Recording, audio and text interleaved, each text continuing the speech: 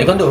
आज मुझे देखा चाहूँगी जे कि जिला श्रम अधिकारी तालचेर कार्यालय किपरि भाव में सभागृह को एवं गोदाम घर टाइप व्यवहार कराऊँगी आवश्यक भाव में कि भाव में अति जरूरी कागज पत्र को क्यों भाव में क्यों ढंग से रखुँच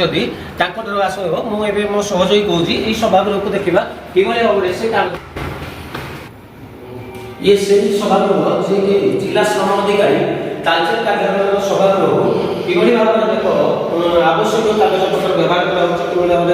अनावश्यक जमी अलिया गदाडू फेन आवर्जना टाइप जरूरीकालीन कागज पत्र को कि भाव में पकाई तेरे ये विषय नहीं जो एलो प्रतिक्रिया बुझी से जनई